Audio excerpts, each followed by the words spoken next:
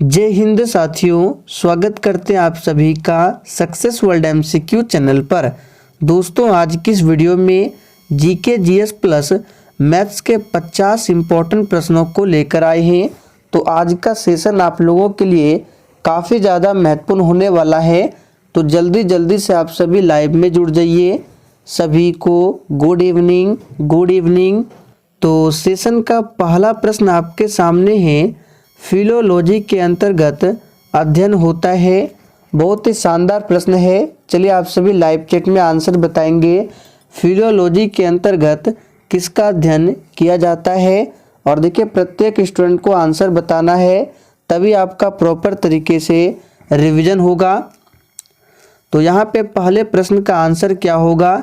देखिए, फिलोलॉजी के अंतर्गत भाषा का अध्ययन किया जाता है। तो बी ऑप्शन जो ही बच्चे दिए हैं, आपका बिल्कुल सही जवाब है, भाषा का। एक पूछा जाता है, चट्टानों का अध्ययन क्या कहलाता है? तो यहाँ पे लिख देते हैं पेट्रोलॉजी। ध्यान रखेंगे, पेट्रोलॉजी के अंतर्गत चट्टान का अध्ययन किया जाता है। दूसरा प्रश्न है, मैनेची शिंबुन किस देश का समाचार पत्र है? चलिए आप सभी दूसरे प्रश्न के लिए आंसर बताएंगे। मैनेची शिंबुन किस देश का समाचार पत्र है? तो यहाँ पे दूसरे प्रश्न का आंसर है सी ऑप्शन, जापान देश का समाचार पत्र है मैनेची शिंबुन। आइए तीसरा प्रश्न है, लावेर कप किससे संबंधित है? चलिए आप सभी तीसरे प्रश्न के लिए आंसर बताएंगे। और दोस्तों, आप सभी डेली क्लास को अटेंड करें। क्लास का टाइमिंग है डेली रात 8 बजे से, और एक क्लास होता है रात 8:30 बजे में। तो दोनों क्लास को आप लोग डेली अटेंड करेंगे। तो लावेर कप किससे संबंधित है? तो याद रखिएगा, ये टेनिस से संबंधित है। और भी कुछ इम्पोर्टेंट कप है जो कि एग्जाम में पूछा जाता है, जैसे कि डूरंड कप हो गया, संतोष ट्रॉफी हो गया। ये जो है किससे संबंधित है? तो फुटबॉल से संबंधित है डूरंड कप, संतोष ट्रॉफी। एक पूछा जाता है आगा खां कप, जो कि संबंधित है हॉकी से। चौथा प्रश्न है, भारत छोड़ो आंदोलन का नारा किसने दिया था? बहुत ही सिंपल प्रश्न है। चलिए आप सभी चौथे प्रश्न के लिए आंसर बताएंगे। भारत छोड़ो आंदोलन का नारा किसने दिया था? तो यहाँ पे पहला प्रश्न को नोट कीजिए, भारत छोड़ो आंदोलन का नारा महात्मा गांधी ने दिया था। दूसरा प्रश्न बनेगा, कब दिया था? तो 1942 में दिया था। तीसरा प्रश्न बनेगा, किस आंदोलन में दिया था? तो भारत छोड़ो आंदोलन में। पांचवा प्रश्न है, मराठा राज्य का दूसरा प्रवर्तक किसे माना जाता है? बिल्कुल आपको सोच समझकर आंसर करना है, और आपके जितने भी प्रश्न सही होते हैं आप लोग कॉपी में लिख कर रखिए। फिर सेशन के लास्ट में आपको वही स्कोर कमेंट करके बताना है। मैं सभी के स्कोर को चेक करूंगा। तो देखिए दोस्तों, मराठा राज्य का जो दूसरा प्रवर्तक है किसे माना जाता है? तो याद रखिएगा, बालाजी विश्वनाथ को माना जाता है। तो यहाँ पे बी ऑप्शन जो ही बच्चे बता रहे हैं बिल्कुल सही जवाब है। छठा प्रश्न है, निम्नलिखित में से किस युद्ध से भारत में मुगल राज्य की नींव पड़ी थी? ये प्रश्न भी बहुत ही सिंपल प्रश्न है। और देखिए दोस्तों, अगर आपको किसी भी प्रश्न में थोड़ा भी डाउट होता है तो आप लोग तुरंत कमेंट करके पूछें। आपके कमेंट का रिप्लाई 100% दिया जाएगा। यहाँ पे चारों ऑप्शन के बारे में थोड़ा सा देख लेते हैं, एग्जाम के लिए इम्पोर्टेंट है। प्लासी का युद्ध कब होता है? 23 जून 1757 को प्लासी का युद्ध लड़ा गया था। तालीकोटा का युद्ध कब हुआ था? 23 जनवरी 1565 को तालीकोटा का युद्ध होता है। पानीपत का प्रथम युद्ध 1526 में, पानीपत का दूसरा युद्ध 1556 में, और पानीपत का तीसरा युद्ध 1761 में। आप लोग थोड़ा सा कमेंट करके बताएंगे हल्दी घाटी का युद्ध कब हुआ था? तो यहाँ पे छठे प्रश्न का आंसर जो ही बच्चे सी बता रहे हैं बिल्कुल सही जवाब है। पानीपत का प्रथम युद्ध हुआ था बाबर और इब्राहिम लोदी के बीच में, और इसी युद्ध के बाद मुगल राज्य की स्थापना होती है बाबर के द्वारा। गुजरात में साबरमती आश्रम की स्थापना गांधी जी ने किस वर्ष की थी? चलिए आप सभी 7 के लिए आंसर बताएंगे और इस प्रश्न को आप सभी मार्क करके रखें, एग्जाम के लिए काफ़ी ज़्यादा इम्पोर्टेंट है। तो यहाँ पे आंसर क्या होगा? देखिए, गुजरात में अहमदाबाद ज़िले में साबरमती आश्रम की स्थापना होती है 1916 में। तो यहाँ पे ए ऑप्शन जो ही बच्चे दिए हैं बिल्कुल सही जवाब है। और इसी साबरमती आश्रम से गांधी जी ने दांडी यात्रा 12 मार्च 1930 ईस्वी में शुरू किया था और 6 अप्रैल 1930 को नमक सत्याग्रह के साथ सविनय अवज्ञा आंदोलन शुरू हुआ था। ध्यान रखेंगे, पूछा जाता है सविनय अवज्ञा आंदोलन, तो याद रखेंगे 1930 में। आगे देखिए, 1932 में अखिल भारतीय हरिजन संघ की स्थापना किसने किया था? चलिए आप सभी 8 के लिए फटाफट से आंसर बताएंगे और जिसने अभी तक सेशन को लाइक नहीं किया है फटाफट से आप सभी सेशन को लाइक करेंगे। तो ध्यान दीजिए, भारतीय हरिजन संघ की स्थापना कब होती है? तो 1932 में। किसने किया था? तो महात्मा गांधी ने। अगला प्रश्न है, गांधार मूर्ति कला की सर्वोत्तम कृतियाँ कब प्रकट हुई? यानी कि गांधार मूर्ति कला की सर्वोत्तम कृतियाँ जो है किस काल में प्रकट हुई थी? तो याद कर लीजिए, यहाँ पे आंसर क्या हो जाएगा? कुषाण काल में। बी ऑप्शन जो ही बच्चे बता रहे हैं आपका बिल्कुल सही जवाब है, कुषाण काल में। मद्रास किस दुर्ग के साथ संबंधित है? चलिए आप सभी 10 के लिए आंसर बताएंगे। मद्रास किस दुर्ग के साथ संबंधित है?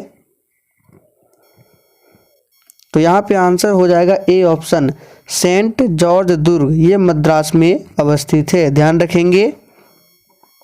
अगला प्रश्न है, लाल कुर्ती की टुकड़ी, इसका गठन किसने किया था? इस प्रश्न को आप सभी मार्क करके रखें, एग्जाम में आने की काफ़ी ज़्यादा चांसेस है। लाल कुर्ती की टुकड़ी, इसका गठन किसने किया था? तो याद रखिएगा, इसका गठन किया था गैरीबाल्डी ने। यहाँ पे डी ऑप्शन आपका सही जवाब है और गैरीबाल्डी को इटली के एकीकरण का तलवार कहा जाता है। भारतीय मानक समय की याम्योत्तर रेखा किस राज्य से नहीं गुजरती है? देखिए दोस्तों, भारतीय मानक समय की जो याम्योत्तर रेखा है 5 राज्यों से होकर गुजरती है, उत्तर प्रदेश, मध्य प्रदेश, छत्तीसगढ़, उड़ीसा एवं आंध्र प्रदेश। तो यहाँ पे क्या आंसर हो जाएगा? महाराष्ट्र। महाराष्ट्र से होकर नहीं गुजरती है। एक पूछा जाता है कर्क रेखा, जो कि भारत के 8 राज्यों से होकर गुजरती है। 1565 में कौन सा प्रसिद्ध युद्ध हुआ था? चलिए आप सभी 13 के लिए फटाफट से आंसर बताएंगे। 1565 में कौन सा प्रसिद्ध युद्ध हुआ था?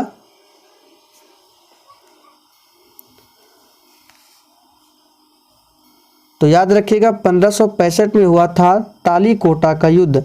अभी हमने आपको थोड़ी देर पहले बताया था। तो यहाँ पे जो ही बच्चे डी बता रहे बिल्कुल सही जवाब है, तालीकोटा का युद्ध हुआ था। कोणार्क मंदिर का देवता है सूर्य, कृष्णा, शिव या फिर डी ब्रह्मा? चलिए आप सभी 14 के लिए आंसर बताएंगे फटाफट से। कोणार्क मंदिर का देवता है। तो बहुत ही सिंपल प्रश्न है, कोणार्क का मंदिर जो है सूर्य देवता को समर्पित है। यानी कि कोणार्क का जो सूर्य मंदिर है किस राज्य में है ये भी पूछा जाता है। तो उड़ीसा राज्य में कोणार्क का सूर्य मंदिर है और कोणार्क का जो सूर्य मंदिर है इसे ब्लैक पैगोडा भी कहा जाता है। इनाम भूमि किसे दिया जाता था? चलिए आप सभी 15 के लिए आंसर बताएंगे। इनाम भूमि किसे दिया जाता था? तो दोस्तों यहाँ पे आंसर हो जाएगा विद्वान और धार्मिक व्यक्ति को। मेरियाना ट्रेंच किस महासागर में स्थित है? मेरियाना ट्रेंच यानी कि मेरियाना गर्त यह विश्व की सबसे गहरी खाई है। तो यहाँ पे आंसर क्या हो जाएगा, बी ऑप्शन, ये प्रशांत महासागर में स्थित है मेरियाना गर्त। एक पूछा जाता है सुंडा गर्त, यहाँ पे लिख देते हैं सुंडा गर्त, ये किस महासागर में है, तो ये हिंद महासागर में है। नागार्जुन सागर बांध किस नदी पर बना है। चलिए आप सभी 17 के लिए फटाफट से आंसर बताएंगे। नागार्जुन सागर बांध किस नदी पर बना हुआ है। तो यहाँ पे जो ही बच्चे बी बता रहे हैं बिल्कुल सही जवाब है, कृष्णा नदी पर नागार्जुन सागर बांध बना हुआ है। एक पूछा जाता है मैट्टूर बांध, मैट्टूर बांध ये कावेरी नदी पर है। अगला प्रश्न है कुगटी वन्य पशु विहार किस राज्य में अवस्थित है। चलिए आप सभी 18 के लिए आंसर बताएंगे। कुगटी वन्य पशु विहार किस राज्य में अवस्थित है। तो याद कर लीजिए यहाँ पे आंसर क्या हो जाएगा, हिमाचल प्रदेश में स्थित है। बांधवगढ़ टाइगर रिजर्व किस राज्य में है, मध्य प्रदेश में है, याद रखेंगे। पंचमढ़ी पूछा जाता है, पंचमढ़ी अभ्यारण्य मध्य प्रदेश में है। भारत के किस राज्य का क्षेत्रफल सबसे अधिक है। बहुत ही सिंपल प्रश्न है, चलिए आंसर बताएंगे। भारत के किस राज्य का क्षेत्रफल सबसे अधिक है। तो इस प्रश्न का आंसर सभी को पता है, राजस्थान राज्य का, और जनसंख्या की दृष्टि से सबसे बड़ा राज्य पूछे तो ये यूपी है। भारत के पड़ोस में घोड़े की नाल जैसे आकार वाला मूंगे का द्वीप समूह है, अंडमान निकोबार द्वीप समूह, मालदीव, श्रीलंका या फिर डी लक्षद्वीप है। चलिए आप सभी 20 के लिए फटाफट से आंसर बताएंगे।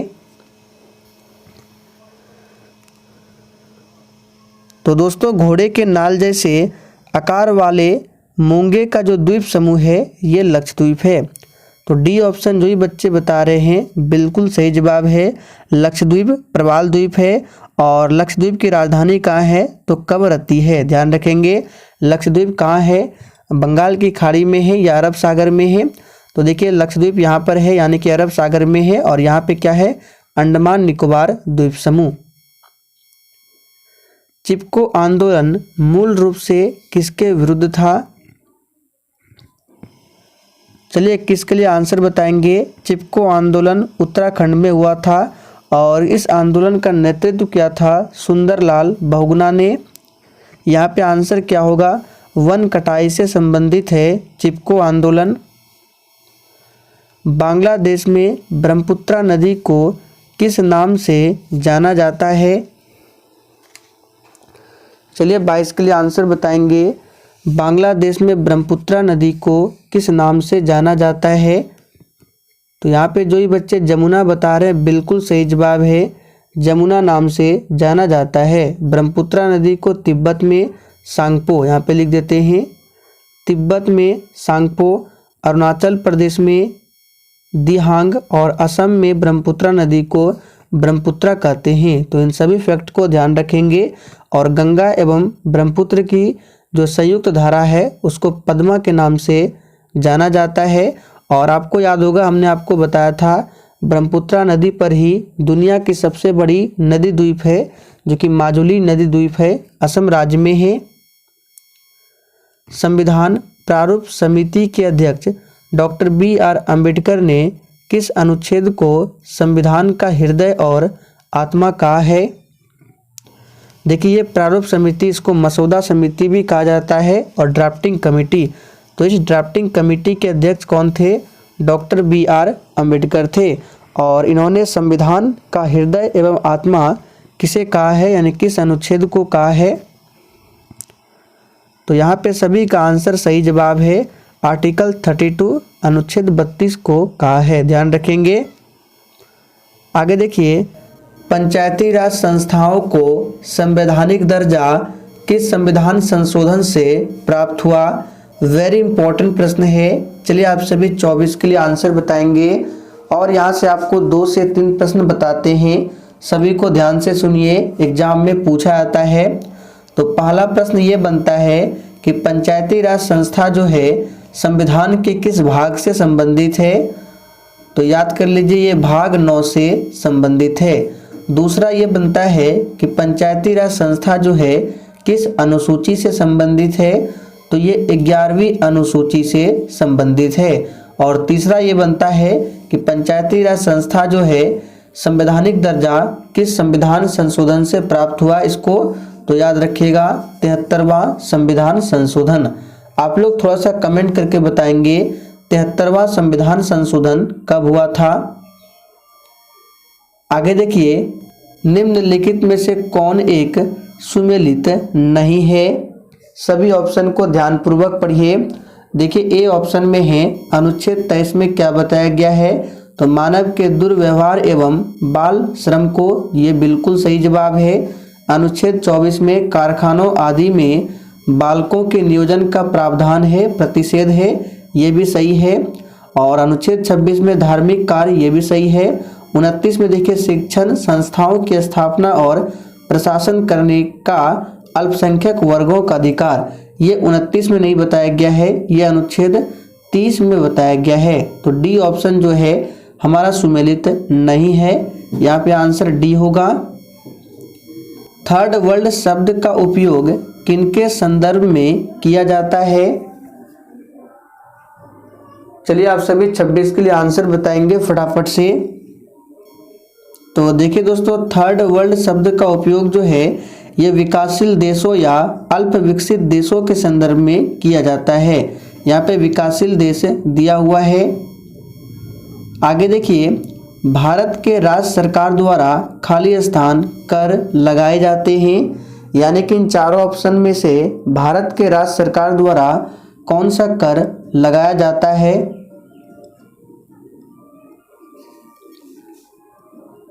तो यहाँ पे आंसर हो जाएगा शराब पर उत्पाद शुल्क। ये जो टैक्स है राज्य सरकार द्वारा लगाया जाता है। मधुमलाई राष्ट्रीय उद्यान किस राज्य में स्थित है? चलिए फटाफट से आंसर बताएंगे। ये जो मधुमलाई राष्ट्रीय उद्यान है भारत के किस राज्य में स्थित है? तो यहाँ पे जो ही बच्चे बी बता रहे बिल्कुल सही जवाब है, तमिलनाडु राज्य में स्थित है मुदुमलाई राष्ट्रीय उद्यान। एक पूछा जाता है गिर राष्ट्रीय उद्यान, इसे याद रखेंगे, इंपॉर्टेंट है। ये भारत के गुजरात राज्य में स्थित है। निम्नलिखित में से कौन सी गर्म पानी की धारा नहीं है?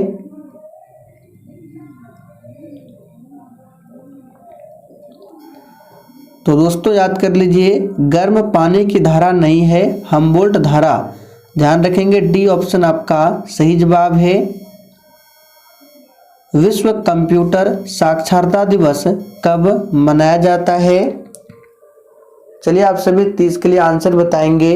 और जिसने अभी तक सेशन को लाइक नहीं किया है फटाफट से आप सभी सेशन को लाइक करें। विश्व कंप्यूटर साक्षरता दिवस कब मनाया जाता है?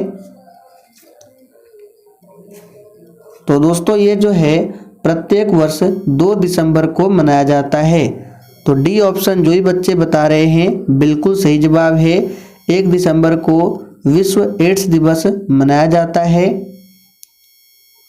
विक्टोरिया जलप्रपात किस नदी से संबंधित है? चलिए आंसर बताएंगे 31 के लिए। विक्टोरिया जलप्रपात किस नदी से संबंधित है? तो याद रखिएगा विक्टोरिया जलप्रपात जो है ये जैम्बेजी नदी पर स्थित है। डी ऑप्शन जो ही बच्चे बता रहे हैं बिल्कुल सही जवाब है। विश्व का सबसे ऊंचा जलप्रपात कौन सा है? तो एंजिल जलप्रपात। यहाँ पे लिख देते हैं एंजिल जलप्रपात। यह विश्व का सबसे ऊंचा जलप्रपात है। ये कहाँ स्थित है? तो वेनेजुएला में स्थित है। आगे देखिए, भारत में फ्रांसीसियों ने अपना सबसे पहला कारखाना निम्न स्थानों में से कहाँ लगाया था? चलिए फटाफट से आंसर बताइए। यहाँ पे फ्रांसीसी पूछा जा रहा है। अगर आपसे पूछे अंग्रेजों ने, तो देखिए दोस्तों 1608 में, ध्यान दीजिए 1608 में अंग्रेजों ने पहली व्यापारिक कोठी या जिसे फैक्ट्री भी कहते हैं सूरत में लगाया था, ध्यान रखेंगे। और पुर्तगाली की बात करें तो पुर्तगालियों ने अपनी पहली व्यापारिक कोठी कोचीन में खोली थी। यहाँ पे फ्रांसीसी बताना है, तो यहाँ आंसर क्या होगा, सूरत। आगे देखिए, यदि आप फिलिथियो द्वीप में हैं तो किस देश में होंगे?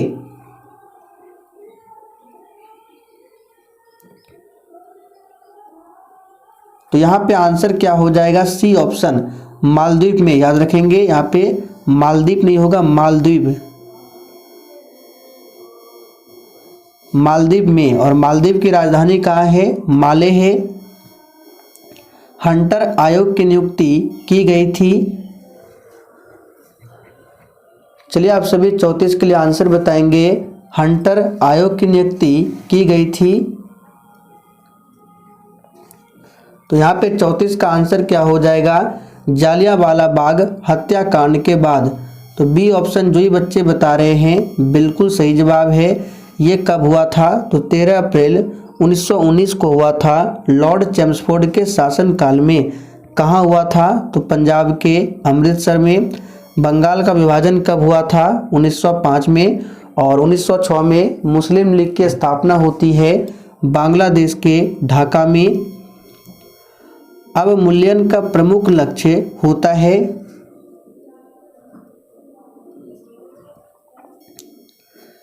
चलिए आंसर बताएंगे। अवमूल्यन का प्रमुख लक्ष्य होता है, तो देखिए दोस्तों, अवमूल्यन का प्रमुख लक्ष्य निर्यात को बढ़ावा देना होता है। तो यहाँ पे देखिए दिया गया है बी ऑप्शन में, निर्यात को बढ़ावा देना, ध्यान रखेंगे। और अब तक मुद्रा का अवमूल्यन जो है 3 बार हुआ है।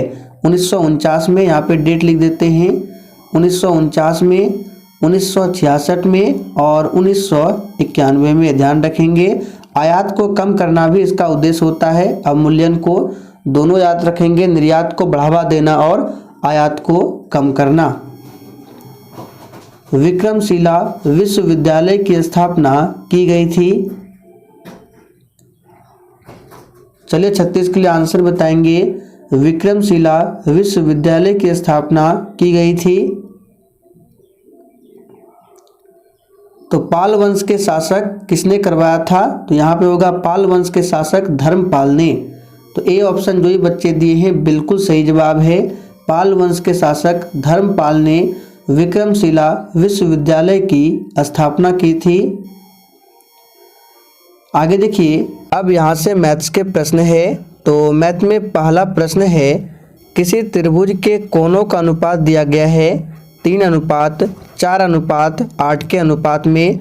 तो आपको बताना है ये त्रिभुज किस प्रकार का त्रिभुज होगा, समकोण, अधिक कोण होगा या फिर डी न्यून कोण होगा।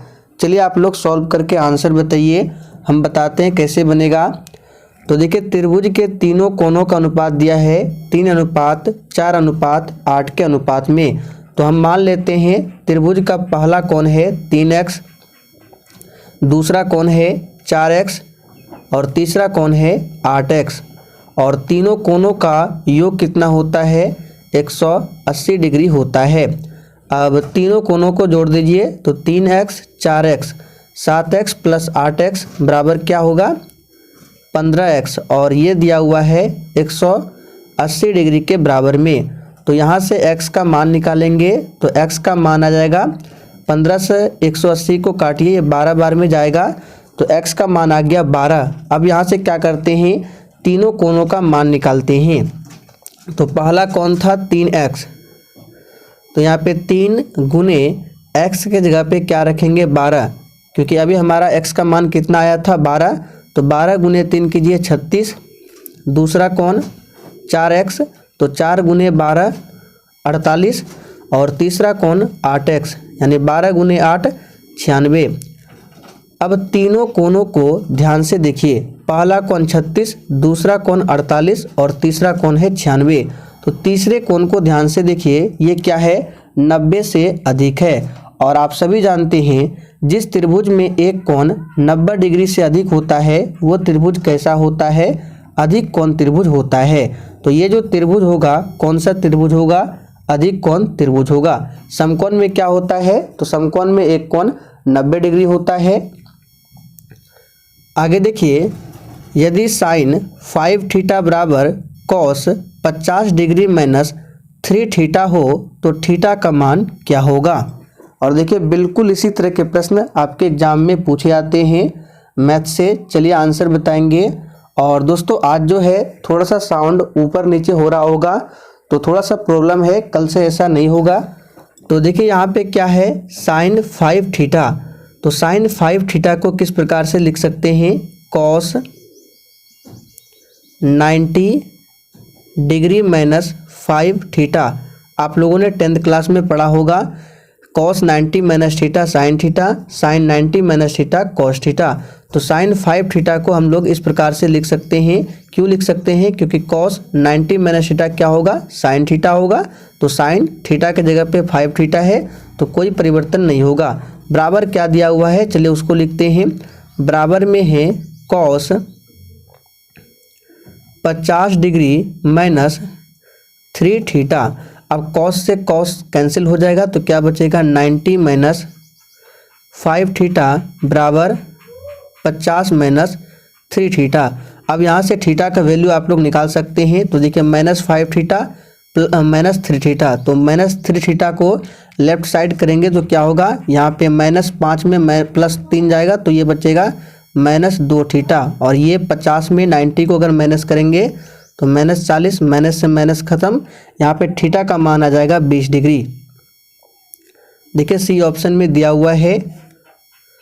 आगे देखिए, लागत छूट है क्रमशः 30% और 10% है। इसके बाद एक मोबाइल को 31,500 में बेची जाती है तो मोबाइल का अंकित मूल्य निकालना है। बहुत ही सिंपल प्रश्न है, चलिए देखते हैं कैसे निकालेंगे। तो मान लेते हैं अंकित मूल्य है x। अब देखिए इस अंकित मूल्य पर दो क्रमागत छूट है 30% और 10%। तो x पे पहला छूट है 30%, इसका मतलब है 30% का मतलब होता है 70/100।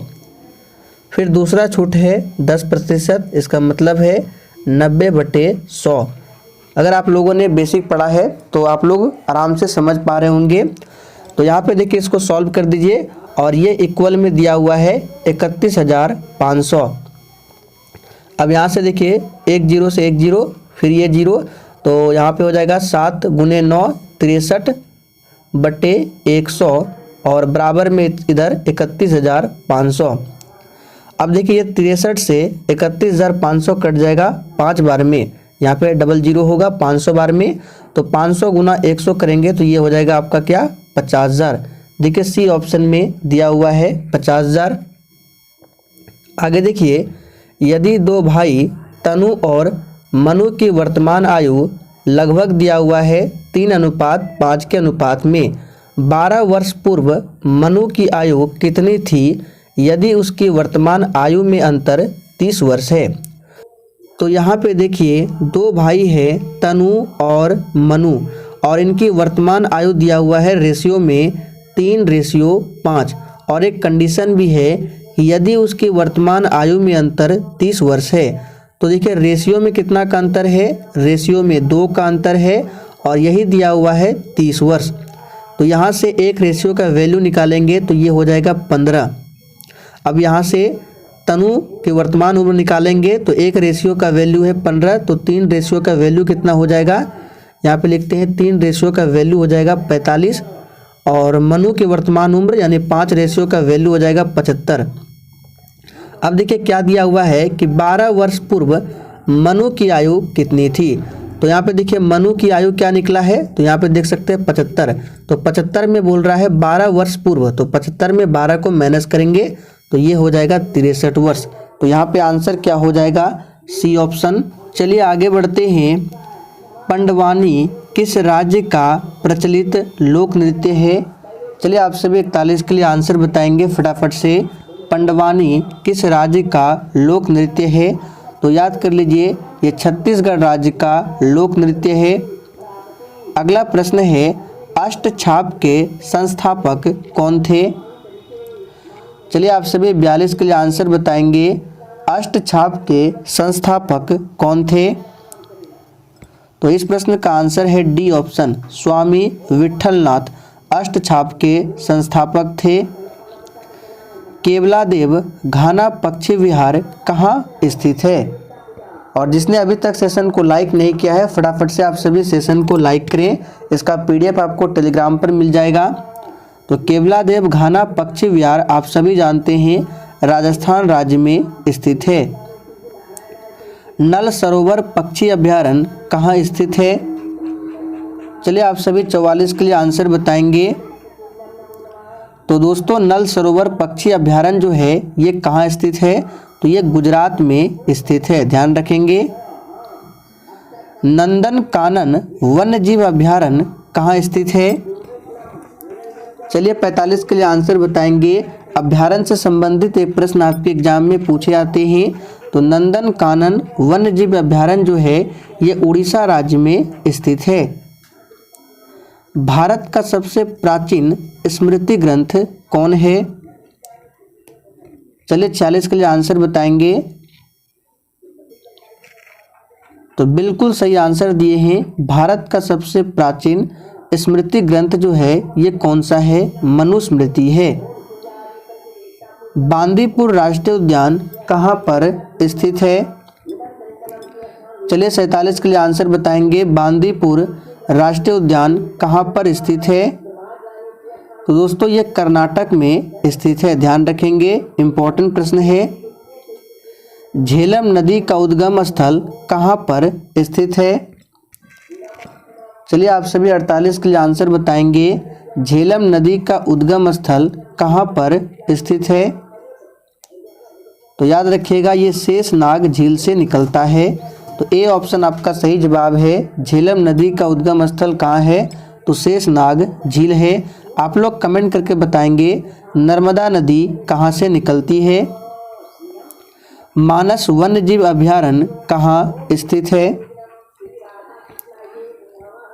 चलिए 49 के लिए आंसर बताएंगे। मानस वन्य जीव अभयारण्य कहाँ स्थित है?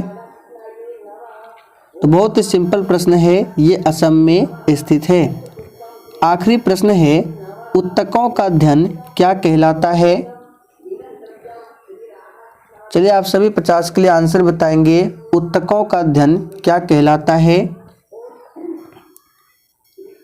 तो यहाँ पे 50 का आंसर जो ये बच्चे क्या बता रहे हैं, सी बिल्कुल सही जवाब है। हिस्टोलॉजी उत्तकों का अध्ययन कहलाता है, ध्यान रखेंगे। अब आप लोग एक प्रश्न का आंसर बताएंगे कमेंट बॉक्स में। मिट्टियों का अध्ययन क्या कहलाता है? यहाँ पे लिख देते हैं मिट्टी। आपको कमेंट करके बताना है मिट्टी का अध्ययन क्या कहलाता है। देखते कितने बच्चे आंसर कर पाते हैं। तो आज के लिए इतना ही। सेशन पसंद आया हो तो सभी लोग सेशन को लाइक करें। तो चलिए कल फिर मिलते हैं नेक्स्ट क्लास के साथ में।